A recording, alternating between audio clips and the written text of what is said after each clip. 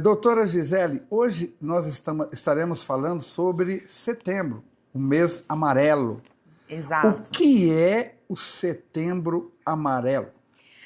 O Setembro Amarelo é uma campanha dedicada à prevenção do suicídio, ocorrendo todos os anos no mês de setembro. É claro que a gente está falando do mês, mas isso não impede de outros meses do ano, né? É algo muito importante que nós falemos não somente no mês de setembro, mas todos os meses do ano. É sempre importante estarmos frisando este importante tema, tá?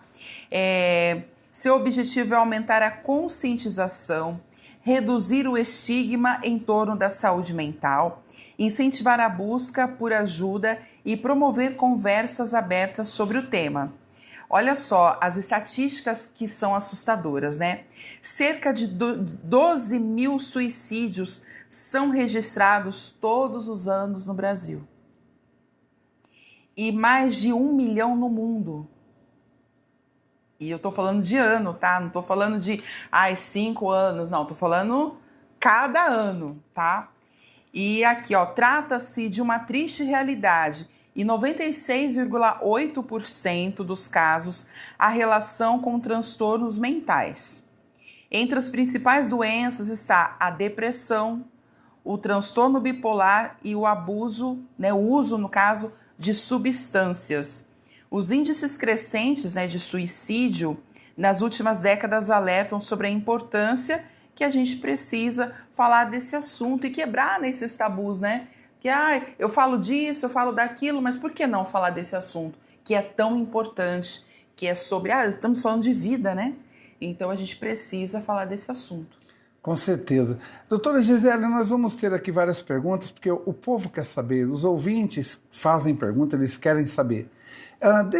Queria perguntar algo para você. Quando se trata de determinados assuntos, cada mês representa uma cor. Sim. No caso de setembro, que representa o mês amarelo, e o amarelo representa o suicídio, existe neste período um índice maior de casos que ocorrem para poderem dar essa meta de ser amarelo, setembro? Olha, na verdade, o mês de setembro ele foi escolhido e a cor amarela ela existe por uma definição, por causa de algo que aconteceu, né? A gente sabe que o mês de setembro, nós temos aí uma triste história de um jovem que o nome dele era Mike e ele era lá numa cidade do interior dos Estados Unidos. E muita gente não sabe, né, o porquê. Eu tô usando amarelo, hoje eu tô de amarelo, né? Eu tô de amarelo por quê? Porque azul, porque branco, né? Mas existe uma razão, tá? Então, a razão da cor amarela é porque este jovem, chamado Mike, ele tinha aproximadamente 17 anos e ele trabalhava com carros, ele fazia reconstrução, pinturas, e ele tinha um Mustang 1968 que ele pintou ao reconstruir, ao trabalhar nesse Mustang de amarelo. Só que ele passou por uma situação, a história, conta, que ele era um adolescente, 17 anos, alegre, era amoroso, mas ele tinha algo interno que as pessoas não perceberam, a família, os amigos. E aí que mora o perigo. E aí quando um dia a família percebeu, ele estava sem vida dentro desse Mustang amarelo. Então, o que aconteceu? Toda essa história, ela comoveu, os Estados Unidos, várias pessoas que estavam ali, e os pais que o encontraram acharam um bilhete. Ele deixou um bilhete às 23 horas e 45 minutos e ele escreveu assim: pai, mãe, não se culpem, a culpa não é de vocês, é algo dele. E aí, por homenagem a esse Mustang amarelo que ele gostava muito, no dia do velório, os pais fizeram algumas cartas e colocaram dentro de cesta com laços na cor, fita, né, na cor amarela. E aí essa cor ficou assim, como se estivesse representando toda essa trajetória, toda essa luta de resgatar jovens e adolescentes para que não façam isso. E no bilhete estava escrito: se você precisar, peça ajuda. Olha só. E aí no dia do velório foram feitos 500 dessas cartinhas com laços amarelos e distribuído. E aí, numa outra cidade, uma professora de uma escola falou assim: olha, vocês têm um cartão desse sobrando que eu preciso entregar aqui para os alunos. Eu tenho alunos que estão sofrendo, que estão tristes, que estão com essa fala. E aí começou a se expandir, né? Se expandir. Isso foi no ano de 1994, nos Estados Unidos. E aí, em 2000... se não me falha a memória, 2003, a Organização Mundial da Saúde instituiu o dia 10 de setembro como Dia Mundial, tá? Dessa luta toda. E depois, em 2015 só, ou seja, nós temos 10 anos que essa campanha chegou ao Brasil. Olha que forte isso, né? Tem um objetivo, Sim. Por que o amarelo? Eu queria fazer mais uma pergunta também, até antes de entrar nas perguntas que o ouvinte faz. Claro. Que é importante. Há alguns tempos houve no primeiro momento, um suicídio, depois acabou se tornando alguns. Sim. A gente percebe que quando ocorre algum suicídio, a mídia não divulga. Verdade. Abafa, né? Isto é por questões familiares ou eu ouvi dizer que é por questões de se incentivar outras pessoas e se tornar um gatilho para que outras pessoas façam? Tem alguma coisa a ver? Olha, pode ser as duas coisas, tá? Pode ser as duas. Pode ser as duas. Tanto assim, respeito à família, claro, né? Mas a família não autorizou divulgações e tudo mais. Como também, quando acontece uma situação, aqui em Pirassununga aconteceu isso. Na época do lago, né? Não sei se o senhor... se recorda, muitos anos atrás, eu era adolescente, enfim, e aí é como se desencadeasse, sabe? Porque, qual era a solução do problema do adolescente, do jovem, e não só de idoso também, de pessoa adulta, qual é a solução que encontra? A morte. E aí, ao que parece, outras pessoas que também estejam depressivas, que também estejam com sofrimentos, acreditam que a saída, que a solução, muito entre aspas, tá, gente, é essa. Porque praticamente, às vezes aquela pessoa já está com isso na mente, mas está resistindo. E aí parece que a pessoa encontra ali uma força, um incentivo. Não faça. É verdade, porque a mídia, de uma forma ou de outra, não que às vezes é uma intenção, mas acaba sendo como uma propaganda, né? É claro, e aí outras pessoas que vêm e falam assim: nossa, acabou o sofrimento do fulano ou da fulana, vou acabar com o meu também. Que não é esse o objetivo. E não é esse o objetivo. Tá certo. Qual é o objetivo principal da prevenção ao suicídio? É reduzir o risco de suicídio e preservando a vida, né? E por meio de medidas que aumentem a conscientização, promovam acesso à ajuda, porque existe ajuda de qualidade, e incentivem conversas abertas. Por exemplo, mais para frente a gente vai estar falando, né, que tem esse questionamento também, mas escolas podem falar sobre, igrejas podem falar, empresas, né? Por que não? Reúne lá o pessoal na hora do intervalo, na hora de um cafezinho e fala sobre o assunto. Estamos recebendo hoje, nos estúdios da Rádio Nativa, a doutora Gisele Biller, psicóloga e neuropsicóloga. Qual é o número de apoio 24 horas no Brasil para quem precisar conversar? Olha, existe aqui no Brasil o serviço de apoio emocional, que é o Centro de Valorização da Vida, é o CVV, tá?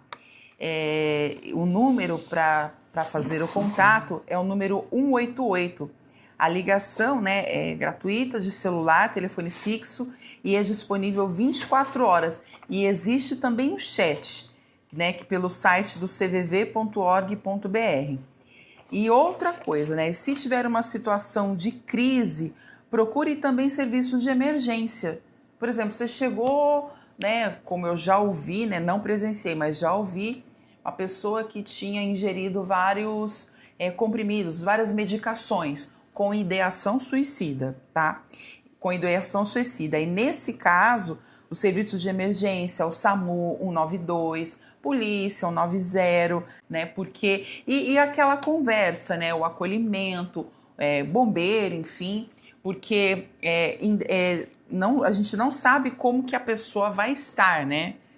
Então é sempre bom acionar com muita urgência. Eu falo assim, gente, mas a pessoa falou que não tem vontade de viver. Eu falo, gente, isso é um sinal de alerta, né? Não pode deixar passar batido, sabe? Você tem que fazer alguma coisa, né? Tem que falar para essa pessoa, procura uma ajuda, procura um profissional da área, né? E outra, cuidado com o tipo de profissional que procura. Nesse caso, eu sugiro, né? Eu sou psicóloga, mas eu oriento, né? Eu oriento que se procure um psicólogo, um psiquiatra, tá? Que são profissionais gabaritados para falar e tratar sobre o assunto, né?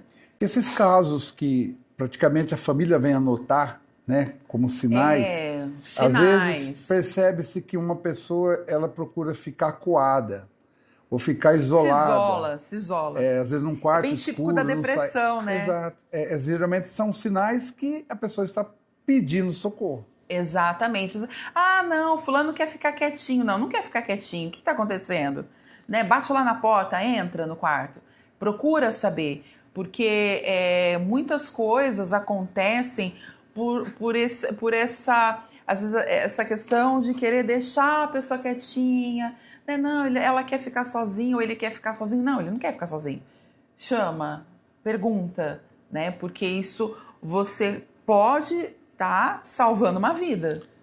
Com certeza. Já iniciamos até esse assunto agora sobre questões de sinais, mas quais sinais mais evidentes podem indicar que alguém está em risco de suicídio? Vamos dizer, como a gente já comentou algumas coisas. Sim. Pode ter vários. Pode ter mas vários. Geralmente tem aquele que se destaca mais. O que a doutora poderia passar sobre essas informações para que os nossos ouvintes, quando se deparar com umas situações assim, ele possa tomar providências? Sim. Olha, eu costumo falar, a gente, né, acabou falando já de alguns, mas assim, conversas, né, como eu acabei de mencionei há pouco, ou pensamentos sobre morrer, né, que não vale a pena, que seria melhor estar morto, porque eu nasci, esse tipo de fala. O ato, né, de se machucar como a automutilação, né, às vezes é muito comum em jovem, adolescente, de se cortar, tanto o antebraço, como eu já atendi, tá, uma jovem que ela não cortava o braço, né, não automutilava o braço, para que a família não visse. Então ela começou a passar assim cortes na coxa. E aí ficava escondido, né?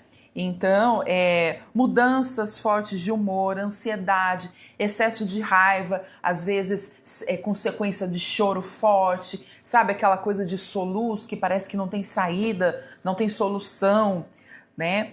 Aquela apatia também, perda de interesse por atividades que antes a pessoa gostava, falta de motivação, aquela drenagem, né, de energia. Quando eu estou falando de energia, é de vontade, no sentido de ter vontade de sair, de conversar. Às vezes era aquele adolescente ou jovem que gostava de jogar, de conversar, e começa a se isolar, aquilo, né, que o senhor acabou de falar.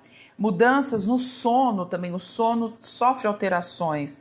Aí a pessoa começa a ter insônia, ou então, ao contrário, aquele sono excessivo, sabe? Sono demais. Parece que é para fugir, é uma fuga, né? Não é dormir o suficiente, é dormir para esquecer.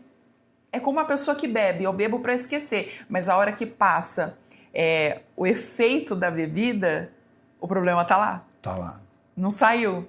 E o dormir é a mesma coisa, eu vou dormir. Mas a hora que você acordar, o problema tá lá. Tá lá o Então, problema. tem que tratar a raiz do problema e não só maquiar com medicação. Você precisa fazer os dois.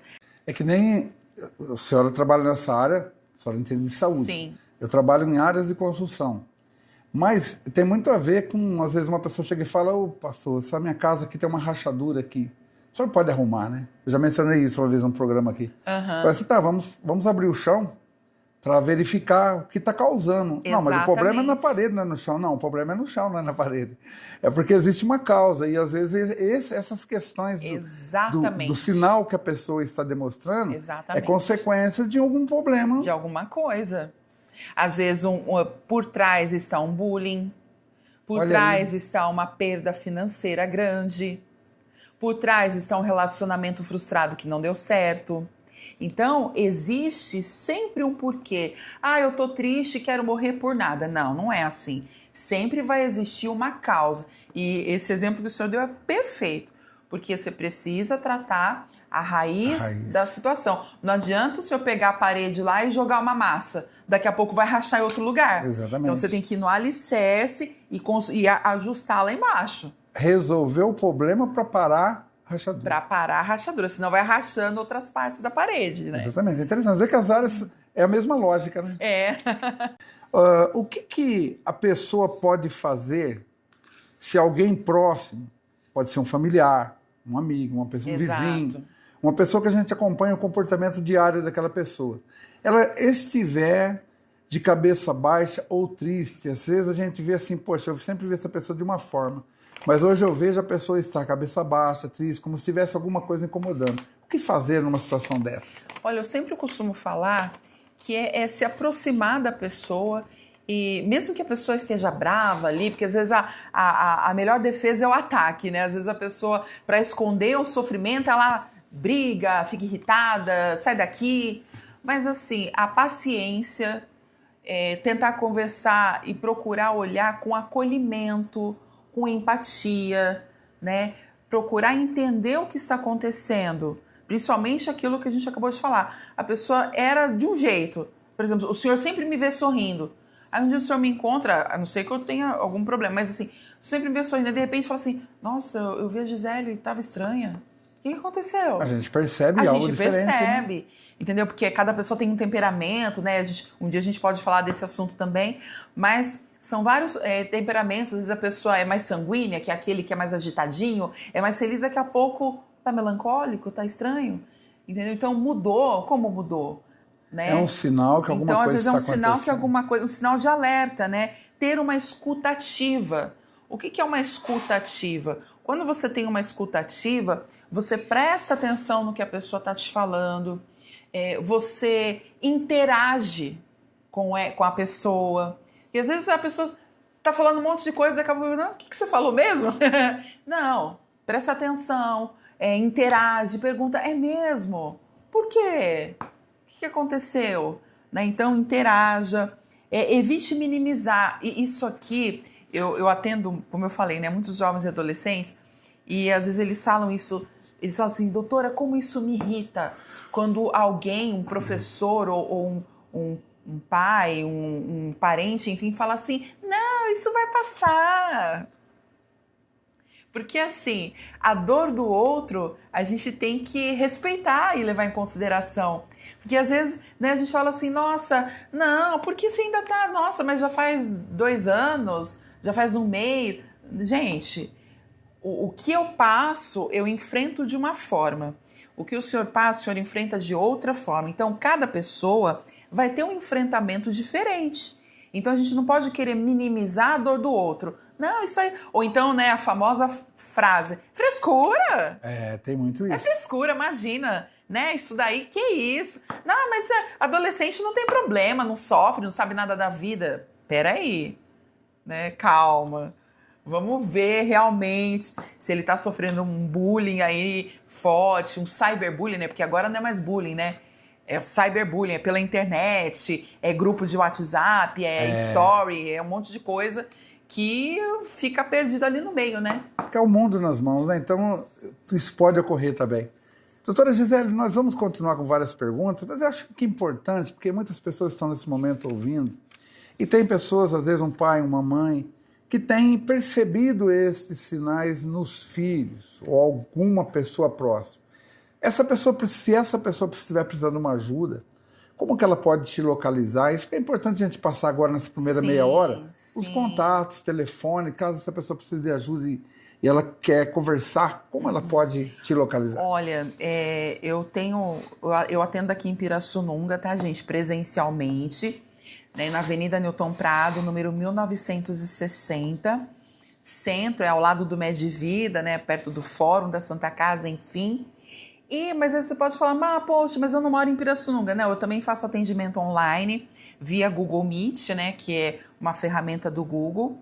E eu também faço atendimento online, então você pode fazer contato comigo através do meu telefone, o código é 19 98365 8660, 19 98365 8660, que aí você me manda um oi, fala que você estava ouvindo aqui o programa Ligados em Cristo, e aí a gente procura fazer um agendamento aí para você, tá bom? Doutora Gisele, nós estamos falando sobre esse assunto, né?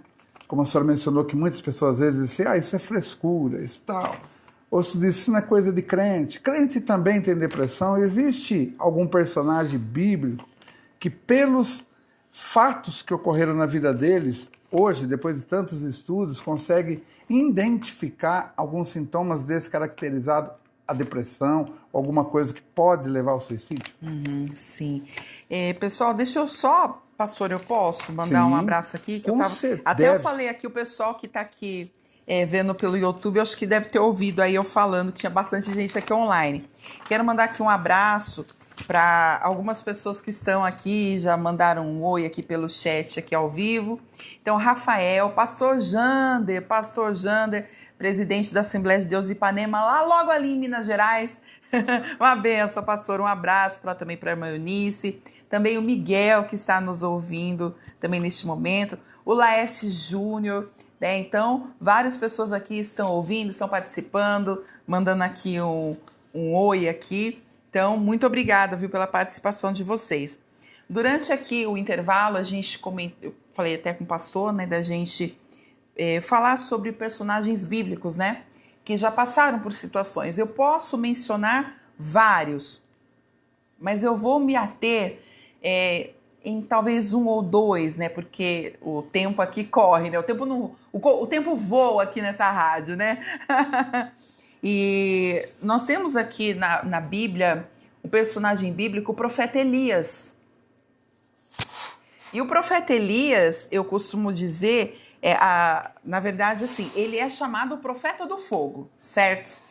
Ele era o camarada que falava assim, olha, se eu sou homem de Deus, que desça fogo do céu.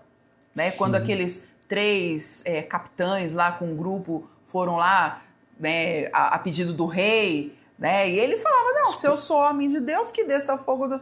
Olha, profetas de Baal. Profetas de Baal também. Imagina um homem desse, que fala e o fogo cai do céu, o profeta do fogo.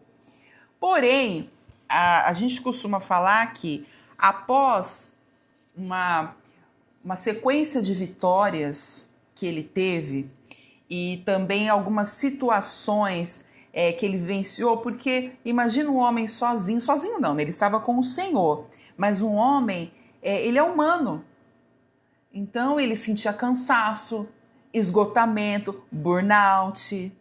Olha aí, tá? Ele sentia cansaço, ele sentia esgotamento, talvez não dormia muito bem, a alimentação era meio assim, porque ele ia para lá, ia para cá, não é? A história dele é bem agitada, né? Sim. Era um homem do agito. Mas teve um momento, após essa vitória, os profetas de Baal e Azera, alguém chegou e falou assim, olha, a rainha mandou te matar, tá? Aí ele parou e aí o que ele fez? Perna para quem tem. Hasta la vista, todo mundo. Ele fugiu. E ele foi para onde? Numa caverna. Sim. E ali tem versículos bíblicos que dizem que ele pediu a morte. Não sou melhor do que meus pais. Olha aí os sintomas, né? Sintomas depressivos. Mas veja bem, Elias, ele não tentou contra a própria vida, né? E aí ele ficou lá, né, nessa caverna escondido. Eu costumo falar, tem até um livro do pastor Ronaldo Fonseca de Brasília, que ele fala, tem um livro, né, Elias, né, na caverna, a terapia de Deus. Exatamente. Perfeito, gente, eu amo esse livro. E ali fala muito isso. Então, Elias, ele ficou na caverna e por 2 vezes, primeiro, ele se isolou. Comportamento de pessoa depressiva. Com certeza. Ele não tinha comido, porque se o anjo por 2 vezes falou, Elias, levanta e come, não estava comendo. Ele não estava comendo. E aí, aquele negócio do sono que eu falei, tipo uma fuga. Dormia. Aí acordava, dormia. Aí, quando foi na segunda vez, o que o anjo falou pra ele? Levanta e come, porque longa será a tua caminhada, tá? Sim. E aí, depois que ele teve essa situação, né, esse contato com Deus, que Deus não estava na tempestade, não estava no redemoinho, não estava no fogo, enfim, estava numa voz mansa e delicada. Foi uma terapia, né? Uma terapia. Que fazes aqui, Elias? Tenho sido muito zeloso. Reclamou, tá? Aí Deus falou para ele, não, Elias, não é só eu fiquei. Ele, não, só você não. Tem 7.000 que não se dobraram, 7.000 joelhos que não se dobraram diante de Baal. Então ali Elias... É isso que às vezes nós precisamos ter esse papel de Sim. levantar a pessoa. Sim, isso é muito importante. De falar, não, aquilo aí vai passar. Não é isso aí, não. Mas fala assim, olha, não, vamos embora, vamos comigo, tal coisa. Mostrar vamos ali. as qualidades da pessoa. Olha, você é uma bênção, você é uma pessoa que tem muitas qualidades. Olha, isso não é o fim. Vamos, o que você está precisando, sabe? Sim. Porque aí a pessoa sai daquela situação que ela tá. Às vezes pode ser que seja rápido, como no caso de Elias. Outras pessoas demoram um pouco mais, como Ana. Sim. Tá? Ana, Penina lá era do mal, né? Eu tenho filho, você não tem. Isso não tá na Bíblia não, tá, gente? Mas pela história eu imagino, não, né? Mas é mais ou menos isso Passava mesmo, com as escadinhas de menina lá e a provocação Ana existiu. Provocação. Tanto que a Bíblia fala que Penina constantemente a irritava. Ocorre hoje nos dias. Eu tenho filho, você não tem, colega. E ela também, a Bíblia fala que ela chorava, não comia, entende? Então são situações que a gente fala que as pessoas, então, crente, não é porque é crente, porque é cristão, que não vai ter depressão, que não vai ter síndrome de burnout. Ninguém é super-homem, vai ter. Pode ser que tenha, né? Não estou falando que vai ter. Pode ser que tenha. E se tiver, estamos aqui para cuidar também, junto com a oração, junto com outras coisas combinadas. Doutora Gisele, como a escola pode contribuir para a prevenção ao suicídio? Porque são tantas crianças e ali os professores acompanham as crianças por anos e também podem se observar essas diferenças, esses comportamentos.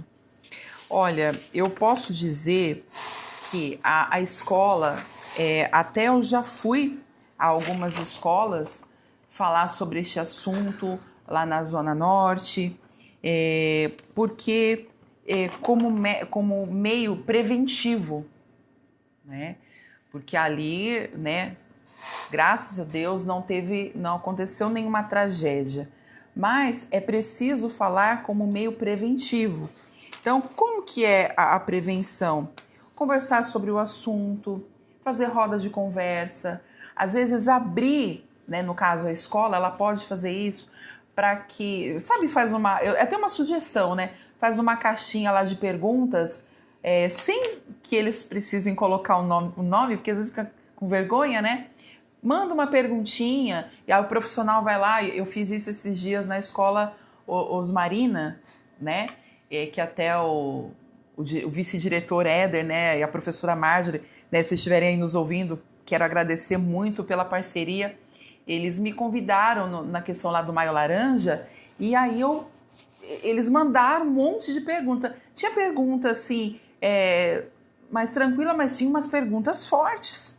Então, às vezes, o jovem, ali, o adolescente, ele vai ali na escola, no ambiente, ele pode fazer uma pergunta, ele vai mandar, ele vai ser ouvido, ele vai ser respondido. Então, isso é muito importante. Precisa que a escola promova, né, um clima seguro, né, de apoio, de respeito. Olha, o seu sofrimento importa, você importa mais ainda, né? Você tem valor. Você ter esse tipo de conversa, né? Falar sobre a questão do bullying, do cyberbullying, né? Colocar ali situações mesmo, olha, leva um advogado, leva um promotor, leva um psicólogo e leva esses profissionais para que eles falem sobre isso. Qual a importância de falar sobre saúde mental sem tabu? Olha, eu costumo falar que reduz aquele estigma, né? Aquela coisa.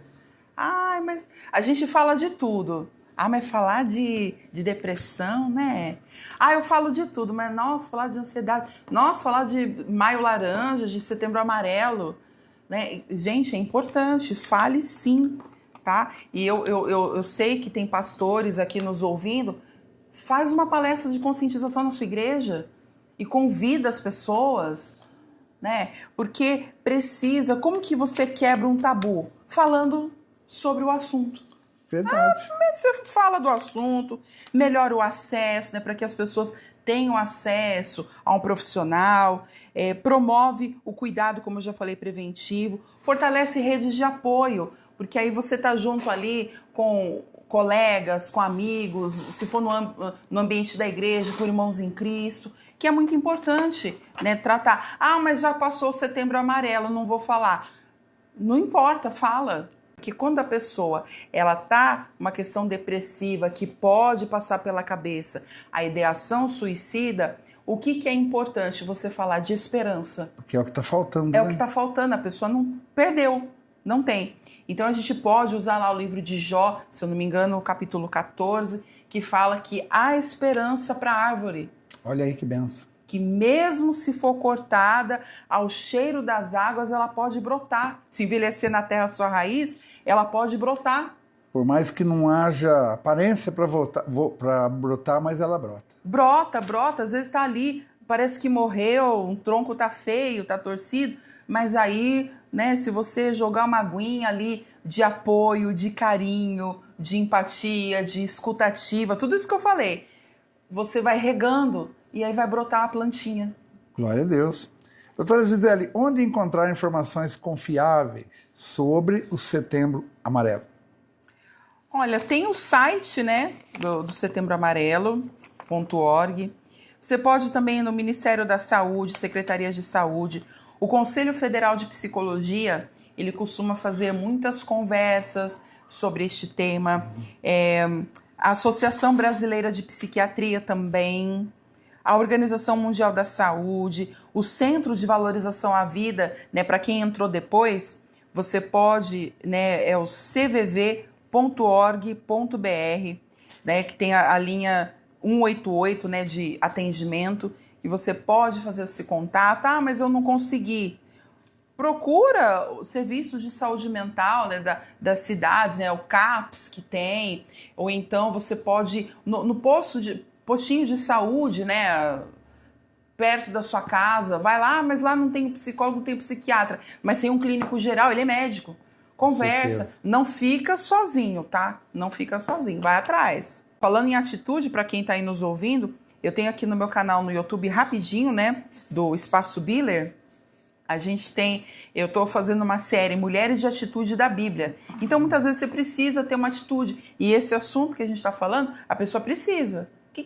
Eu tô assim, eu tô assado, vou ficar aqui. Não, e o que você vai fazer com isso? Vai ficar parado, vai ficar chorando? Vai ficar enfiado no quarto? Vamos? Ah, mas eu não tenho força. Então chama pai, chama a mãe, chama a colega, alguém que você confia. Às vezes não é nem o pai e a mãe, às vezes é um professor da escola que você confia. Vai, procura um pastor, procura um amigo. Faça a sua parte. Faça a sua parte. Que, de novo, gente, há esperança para a árvore. E enquanto a vida é esperança, e tem saída para você. Glória a Deus. O impossível para o homem é possível para Deus. Doutora Gisele, quero agradecer por você ter aceitado o convite. Foi de tamanha importância. Temos a certeza que se Deus preparou alguém que precisasse ouvir essa programação, com certeza já ouviu e está sendo ajudado. Mais uma vez, eu gostaria de pedir que se você deixasse o seu contato para que essa pessoa possa entrar e poder te localizar, falar com você, ser atendido e ser ajudado. Sim, eu vou deixar o telefone, o código é o 19 98365 8660, 19 98365 8660. Você pode fazer contato comigo. Também aqui em Pirassununga, Avenida Newton Prado, número 1960, Centro. E rapidinho, pastor, quero deixar um mimo para o senhor, ó. É uma caneta. Lembra que eu falei dos nossos cursos que eu e meu esposo estaremos promovendo? Aqui, ó, o Espaço Biller Treinando para Servir. Ó, pessoal, Espaço Biller Treinando para Servir. Muito obrigado. Tá? Vou guardar essa caneta com muito carinho. E aí, gente, agora, este sábado, nós vamos ter o nosso primeiro curso com mulheres. Olha que bênção. Tá? Nós temos aí preciosas mulheres de ferro. Opa! Fé, né? Ferro. Que aí a gente vai estar falando de fé e de força. E a base desse estudo vai ser o livro de Provérbios, capítulo 31, versículo 25, que fala sobre dignidade e força. Então, se você tiver interesse, a gente também vai estar em breve fazendo também online os nossos cursos, mas vai ser bênção. Ore por nós, por este projeto e faça contato, tá bom? Não deixe de fazer contato com a gente, não. É isso daí. Tome atitudes.